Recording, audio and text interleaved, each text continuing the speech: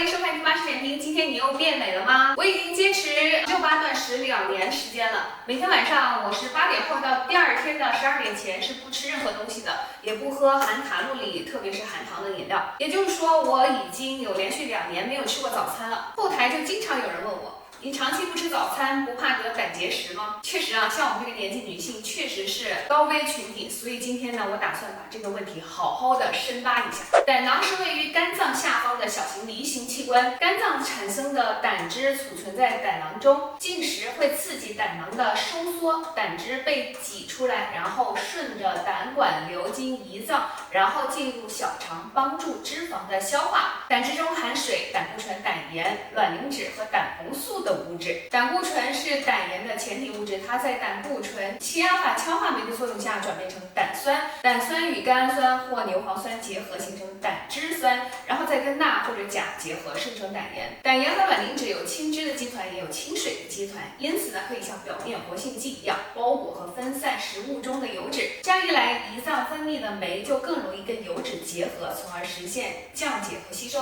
用过的胆盐呢，经过回肠末端又被吸收入血液，从而进入肝脏，重新用于胆汁的合成。之所以要把这个过程讲得这么详细，是因为里面每一个步骤出现问题，都可能诱发胆结石。胆结石是胆汁中的某种或者某些成分产生的沉淀，其中胆固醇结石约占75%，色素类结石约占25%。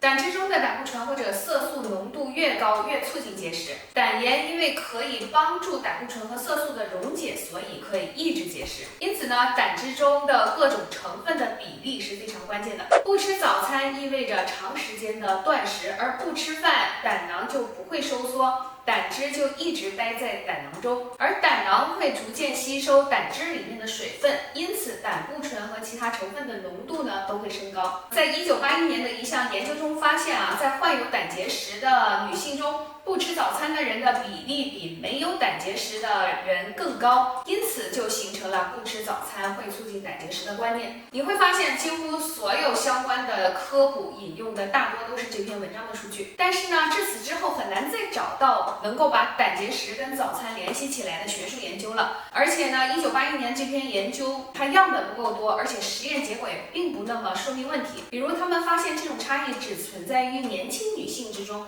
而在年纪比较大的女性中又没有找到差异。另外呢，文章也没有对这些女性的饮食结构啊、遗传背景啊、生活习惯等变量进行分析。简单来讲，就是数据非常不充分，完全不能够下定论。事实上，不管在课本中还是在公开发表的学术论文中呢，早餐或者说断食都不是胆结石的主要风险因素。公认的危险因素是性别、年龄、怀孕、遗传、糖尿病、血脂异常、肥胖和营养过度。性别是胆结石的重要因素，在所有年龄段中，女性胆结石的患病率均高于男性。50岁之前，女性胆结石的患病率是男性的2到3倍。怀孕是胆结石发生的另一个危险因素，风险呢随着怀孕的频率和次数而增加。不管是性别还是怀孕，这些都跟性激素的分泌有关。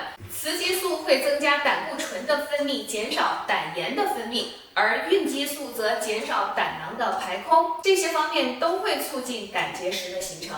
采用激素替代疗法和服用避孕药的女性更容易得胆结石，也是同样的原因。另外，老年人患胆结石的几率是年轻人的4到10倍，因为他们的胆固醇7阿法羟化酶活性下降了，胆固醇不能有效的转变成胆盐。基因的作用也不容小觑，大约25%的胆结石风险是遗传决定的。比如肝脏胆固醇转运蛋白 ABCG8 的基因如果发生突变，就更容易得胆结石。糖尿病患者患胆结石的比例更高，即使没有糖尿病，胰岛素高的个体患胆结石的比例也较高。这跟胰岛素抵抗相关，因为胰岛素抵抗会导致胆囊运动障碍，胆汁不能很好的排出，就会被浓缩，从而有利于结石的形成。危险因素还包括肥胖、快速减脂、高胆固醇和缺乏运动，而这些都跟胆汁中胆固醇浓度增加相关。因此，相对于吃不吃早餐，你更应该关心的是自己有没有胰岛素抵抗啊，有没有超重啊，低密度脂蛋白高不高啊。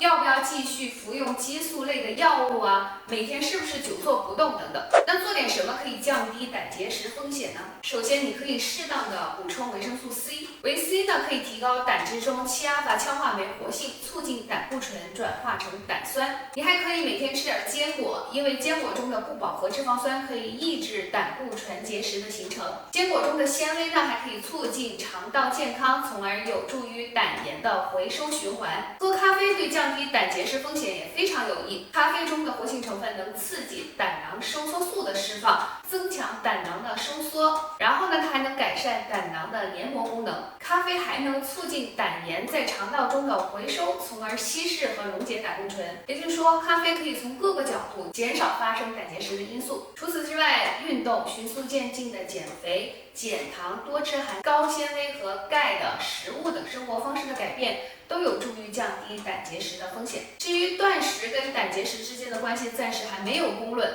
因为一方面长时间的进食会增加胆囊中胆固醇的浓度，但另一方面断食又能减少胰岛素抵抗，调整肠道，促进胆盐的回收，以及减轻体重，而这些呢又会抑制胆结石的形成。因此呢，还需要将来更多的研究数据才能做出判断。像我们这样40多岁又生过不止一个孩子的妈妈呢，真的是得胆结石的高危群体。我身边不止一个女性朋友因为胆结石产生的剧烈疼痛而叫过救护车。据他们回忆，这种疼痛程度比当时生孩子还要厉害。年龄和性别还有遗传基因我们是没办法改变的，但是呢，我们可以通过健康饮食还有适当运动，让我们的体重、血糖、血脂保持健康状态，从而降低风险。至于要不要断食，要不要吃早餐，对结局的影响并不很大，大家按照自己的喜好该怎么样就怎么样吧。好啦，这期丁妈10点评就到这里啦。如果你觉得有收获，请点赞、收藏并且转发给有需要的小伙伴。我们下期再见，拜拜。